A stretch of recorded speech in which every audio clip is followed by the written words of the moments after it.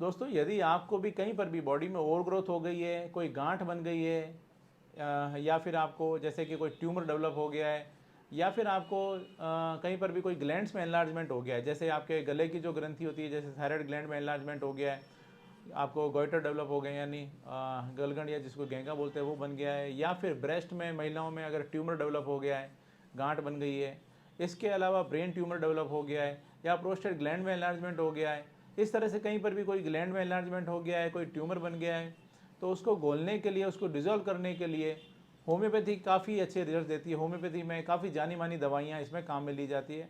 और आज का वीडियो जो है काफ़ी ख़ास है। आज के इस वीडियो में हम बात करेंगे इस तरह से जो ट्यूमर बन जाते हैं, जो ओवरग्रोथ हो जाती है, चाहे वो कहीं पर भी हो, चाहे वो ट्यूमर है, चाहे वो फाइब्रॉइड है, चाहे वो पॉलिप है, इस तरह की जो कंडीशन होती है उसको डिजोल्व करने के लिए होम्योपैथी में 2 दवाइयों के बारे में आज हम बात करेंगे, जो कि अक्सर मैं अपने क्लिनिक पे काम में लेता हूँ और उसके काफ़ी अच्छे रिजल्ट्स भी देखने को मिलते हैं। आज हम बात करेंगे इन 2 दवाइयाँ, ऐसी 2 वो जो दवाइयाँ हैं वो कौन सी दवाइयाँ हैं, उसको किस तरह से काम में लेना होता है और उसको कितने समय बाद मैं अपने पेशेंट्स को वापस रिव्यू के लिए बुलाता हूँ। उसके साथ साथ कौन कौन सी बातों का ध्यान रखना चाहिए, इन सभी बातों पर हम डिस्कस करेंगे। मैं जोधपुर से doctor Kuldeep Jahangir, homeopathy consultant, एक बार फिर से आपका अपने यूट्यूब चैनल में स्वागत करता हूँ।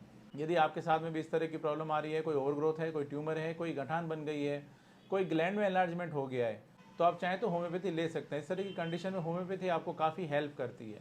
चलिए अब हम बात करते हैं उन 2 दवाइयों की, वैसी कौन सी मेडिसिन हैं जो इस तरह की जो ओवरग्रोथ में या कोई ट्यूमर बन जाता है उसको घोलने में हेल्प करती है। इसमें जो 2 दवाइयों में से जो सबसे पहली दवा है वो है थूजा, और उसके बाद जो नेक्स्ट मेडिसिन है वो है कैलकेरिया फ्लोर। थुजा 30 में अक्सर मैं काम में लेता हूँ इनिशियल स्टेज में। और थुजा 30 को लेने का तरीका होता है 3-3 बूंद डाइट जी पर दिन में 3 बार। अक्सर मैं अपने पेशेंट को इस तरह से देता हूँ।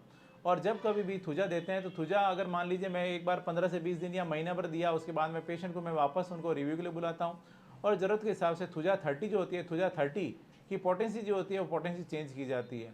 30 के बाद में 200 के बाद में 1 m 10 m cm, इस तरह से जो पोटेंसी होती है पोटेंसी इसमें चेंज करके दी जाती है। समय के साथ इसकी पोटेंसी बढ़ाई जाती है, तो इसमें काफ़ी अच्छे रिजल्ट मिलते हैं। इसके बाद में जो नेक्स्ट मेडिसिन है वो है कैलकेरिया फ्लोर। कैलकेरिया फ्लोर जो होता है, कैलकेरिया फ्लोर 6x, अक्सर मैं अपने क्लिनिक में इस तरह की जो कंडीशन होती है, जहाँ कहीं भी ओवरग्रोथ हो जाती है, कोई ट्यूमर हो जाता है, वहाँ पर मैं इसमें काम में लेता हूँ। कैलकेरिया फ्लोर 6x जो है, 6x को लेने का तरीका होता है जो कि अक्सर मैं अपने पेशेंट्स को देता हूँ। वो 4-4 गोली दिन में 3 बार डायरेक्ट टंग पर उनको चूसने के लिए दी जाती है। जैसे 4 गोलियां मुंह में रखी तो धीरे धीरे अपना आप घुल जाती है। इस तरह से इसको सुबह, दोपहर और शाम दिन में 3 बार मैं उनको देता हूँ।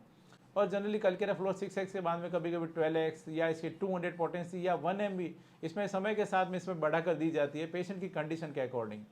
दोस्तों, जनरली वही मैंने जैसे बताया 15-20 दिन या 1 महीना देकर मैं अपने पेशेंट्स को वापस बुलाता हूँ रिव्यू के लिए। क्या चेंजेस आए हैं, क्या बदलाव आए हैं, कैसे इसमें पोटेंसी में बदलाव करना है, क्या चेंज करना है, उसको देखने के लिए।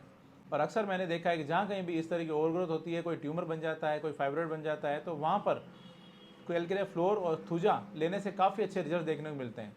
अब बात करते हैं सावधानियों की। तो एक बात का हमेशा ध्यान रखें, किस तरह की ओवरग्रोथ है वो बहुत ज़्यादा मायने रखती है। किस तरह का ट्यूमर है, कहाँ पर है, कोई कैंसरस ट्यूमर तो नहीं है, इस तरह की जो कंडीशन है, उसके साथ साथ और भी कोई दूसरी तरह की कॉम्प्लिकेशंस तो नहीं है। ये सारी बातों को ध्यान में जरूर रखना होता है। इसलिए आप एक बात का हमेशा ध्यान रखें, जब कभी भी कोई भी मेडिसिन लें, हमेशा अपने डॉक्टर की सलाह अनुसार लें, डॉक्टर के प्रॉपर गाइडेंस में उनके ट्रीटमेंट लें तो बेहतर रहता है। सेल्फ मेडिकेशन नहीं करें। मैं उम्मीद करता हूँ आज मैंने आपके साथ में जो भी जानकारी शेयर की आपको ये पसंद आई और आपके लिए फ़ायदेमंद साबित होगी। इसी तरह मेरे साथ जुड़े रहें, इस चैनल को सब्सक्राइब करें, बेल आइकन जरूर दबाएं ताकि जैसे भी नेक्स्ट वीडियो अपलोड करूँ आपके पास उसका नोटिफिकेशन आ सके। Thank you.